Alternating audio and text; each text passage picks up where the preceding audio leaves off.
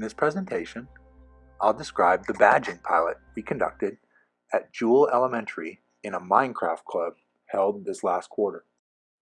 Minecraft is a popular video game that students can play in a multiplayer mode where they can play with each other, and when they play in creative mode, the game is effectively virtual Legos, so they build with blocks like this.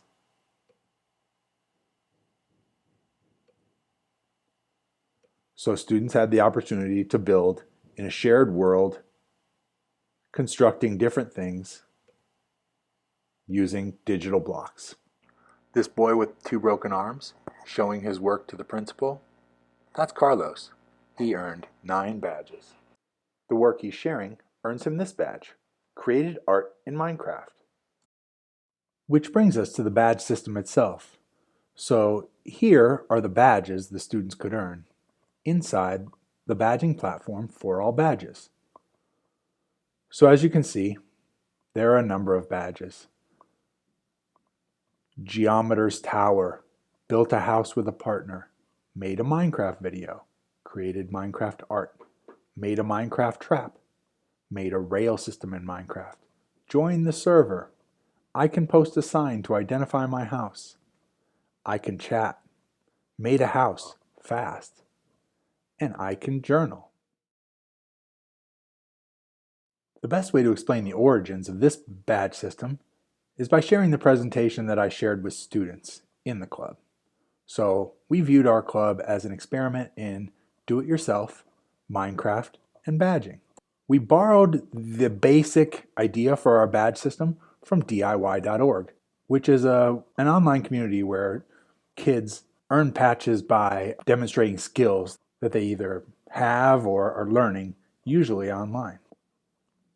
So we looked specifically at the Minecrafter skill for our badge system. And in this simple system, students demonstrate 6 skills in order to master or to be deemed a master in Minecraft.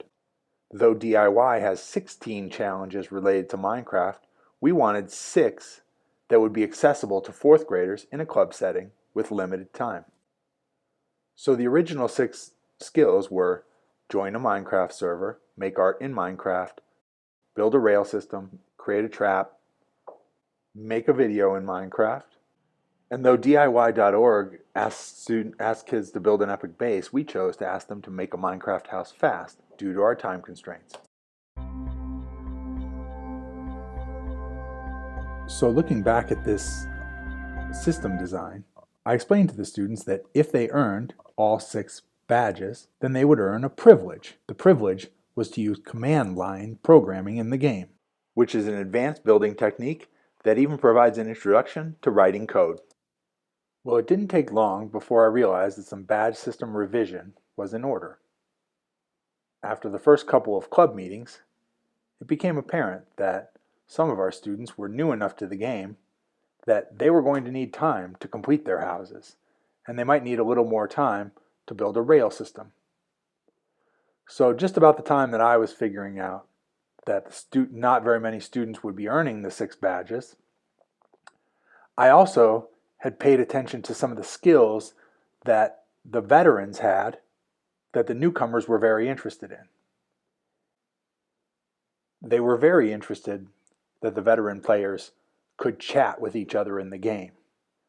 And so that skill became a badge. The beginners also wanted to know how to use the menus and what items were available to them in the game. And so, because it also met the needs of our club, I decided to create badges for marking your house with a sign, which would require that the player know how to get a sign and how to type the information onto the sign. And then we also showed them how to journal, which required them to access the menu, find the materials they needed to journal, and then also learn how to type and submit their writing in the game. Here's a journal entry of a beginner player who was struggling to build a house, but relished the opportunity to learn how to access the menus and to type in the game.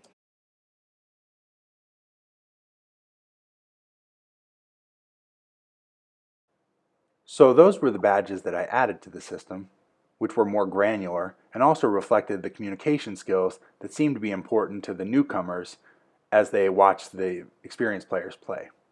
I also made a couple badges that would encourage different types of gameplay from the veteran players.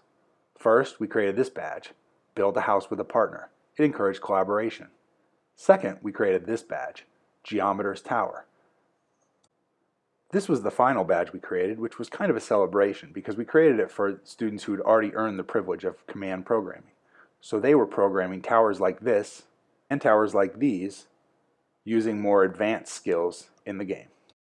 In the final day of our club, participants had an opportunity to earn this badge, Made a Minecraft Video.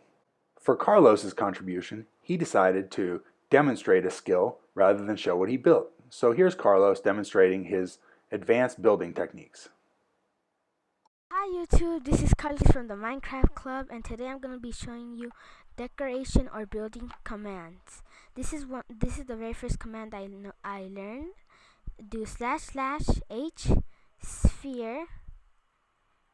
And after that, put any block you want, and I want it to be diamond. Then put the size you want to be. The highest size I think is 100, but I'm doing 5. This is dark. Wait.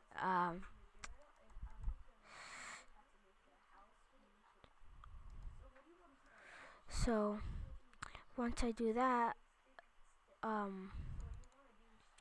it made a sphere of diamond.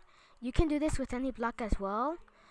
But yeah, this is the very first command I learned, and you can do this too in your world if you want to make like a statue or something like that. The other command I learned was // hollow SYL, which is hollow cylinder. Then after that, put what block you want to be. I want to be wool this time. So after that, put the radius, like how far you want to be. I'm doing 5, and then put the height. So put 10. After that, it made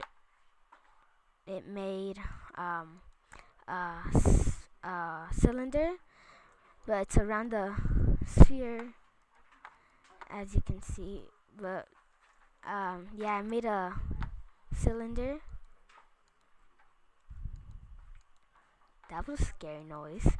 And the other command, the final command I learned was a pyramid, which is // P Y Spell the whole word. R A pyramid. Then do what block you want to be. This time I want to be glowstone. And after that, put what size you want to be. So I'm doing it 5. And oops. If you get stuck in it, just do /unstuck, and it should work. It says there you go, and there's the glowstone pyramid. Those are the 3 commands that I learned while doing a Jewell Elementary School Minecraft Club. Thank you for watching, and enjoy the rest of your day. So our club ended with every student in attendance on the last day earning that Made a Video badge. And another happy note is that Carlos's arms healed, and he got both of his arms out of the cast so he could play cast free during our last meeting.